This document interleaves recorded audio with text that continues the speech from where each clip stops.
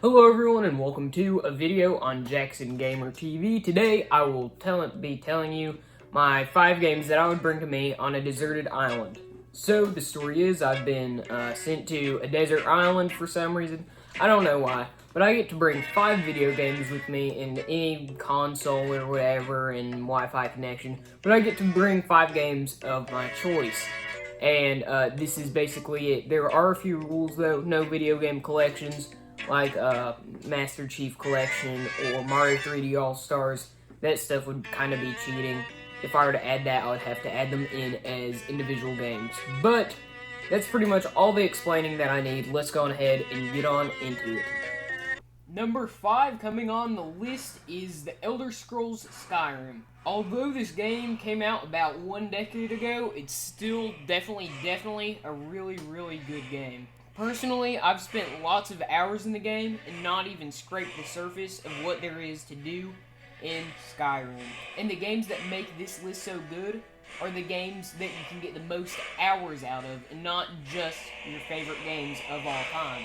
And Skyrim perfectly fits this description. Although it might not be my favorite game, it's probably one of the better games that you can spend hundreds, maybe even thousands of hours in before getting completely bored. Nowadays, I don't have nearly enough time to play everything you can do in Skyrim, and that's how it is for most people. But if I was on a desert island, or a deserted island, that's probably a good way to invest some time in a game. Coming in at number 4, we have Animal Crossing New Horizons. I remember this game when it came out like it was yesterday. I believe it was March 20th, 2020. Almost a year now, which is crazy to think about, but this game was so awesome when it first came out. And what's great about this game is that on a deserted island, you don't see people, but on Animal Crossing New Horizons, the whole point is about seeing people. I mean, it's fake people, but if I have an internet connection on that island, then I can have real people come to it. But another thing that I would like about it is that it has a built-in clock system where basically throughout the year in the game, you're at that point in life. So say Christmas Day, it'll be Christmas Day on Animal Crossing New Horizons. January 22nd, it'll be January 22nd on New Horizons. So it almost makes you feel like you're still in society. So I feel like that would be a really good game for a deserted island. There's all the holidays, so you can still somewhat celebrate them. Although that sounds kind of sad, real-time events, and also I feel like it would make me go less insane. That way I wouldn't have to talk to Wilson, and I could talk to Kat from Animal Crossing. So yep, yeah, that's basically number 4. Let's get on to number 3. So number 3 on the list is Halo Reach. Now, a lot of people are going to say, why do you want to play Halo Reach when you can play Halo 5? I just need a shooter for a deserted island. I would have to have one shooting game, and that would be it. And the reason that it's a 2010 game is because it's just a good one, and a lot of people still play it. And most people would probably be concerned that Halo 6 would kill the Halo Reach lobbies.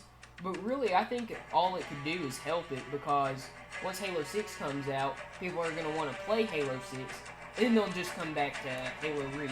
Yeah, I had to have one shooter on the list, just something to shake it up. So yeah, number 2.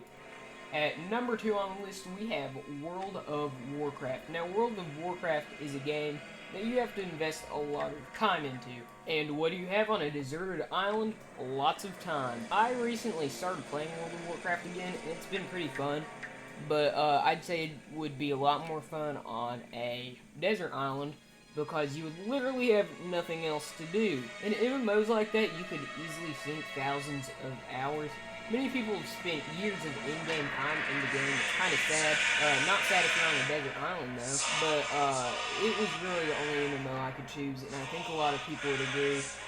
But the only really concern that I would have is how long will it be alive, because I would like to be an 80-year-old man and still be able to play World of Warcraft. But I don't know. I don't know if that will happen or not. Now we have a quick message from our sponsor. Oh, hello there. I didn't see you there. Today's sponsor is my YouTube channel. Please subscribe. It's my first video. I need 8 subscribers. Please. Okay, back to the video. Okay, now on to our honorable mentions. There are a few of them. So, first of all, let's go ahead and start off with Stardew Valley.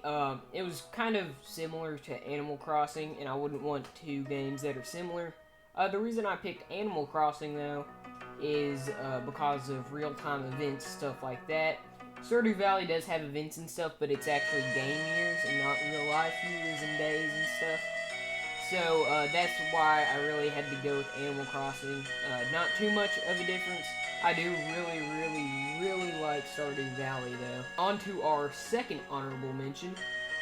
We have Roblox. Now, Roblox is one of those games where it's just one of those games where you can always rely on knowing that there will be a new game tomorrow, or next week, or whatever. It's just one of those games that are constantly updating, where it's all user-created. And Roblox is one of those games where I don't know if it's gonna die, or when it's gonna die, but that's really what I was concerned about. But I don't think it will, where it's free to make an account and play as much as you want. But, yeah, Roblox, I would like that, but unfortunately, it didn't make the list. And then, we have any Zelda game as my third honorable mention. The thing about Zelda games, they're my favorite franchise of all time, easily. Probably my favorite game of all time is Ocarina of Time. But, I feel like I couldn't get too many hours out of that once I play through on the deserted island. Then it's pretty much done. Really, once you get the story out of them, there's not much left to do besides side quests. But then after that, there's literally nothing. And this leads us onto our number 1. After all of our honorable mentions, I'm gonna have to go with Minecraft. Now, Minecraft is not my favorite game. It's a fun game, but I wouldn't say it's my favorite. I don't even know if it'd be in my top 5. But it's one of those games where you know that if you're playing single player, it will never die until you make it die yourself. Because this in World of Warcraft, they were very close on this list. I didn't know which one should win, but I decided with Minecraft because World of Warcraft, it could end in 10 years, 5 years even. But Minecraft, as long as you want to play, you can keep playing. And where people can self-sustain their own servers, I feel like there would still be always stuff to do. It's another one of those games where you can sink thousands of hours into it. You could probably sink more hours in than Warcraft, because Warcraft, I mean, it's hard to do everything, but once you do, you're done. With Minecraft, you can do more. There's always something you can be doing. It's, I mean, a 60 million block by 60 million block world. It's humongous. You can do whatever you want. Then start a new world, start a creative world, do whatever you want. And it's one of those things, I think it just deserves number 1 for replayability. It wouldn't be the game that I played the most. It'd be one of those games that I'd play throughout the course of being on the deserted island. But that is all I really had for this video. So yeah, let's cut to the live action thing or whatever. Hey guys, it's the end of the video now. I'd like to say thank you for watching. If you watched to this point, you might as well like and subscribe. It's free and you can always change your mind. So, I'll see you all in the next episode. Goodbye.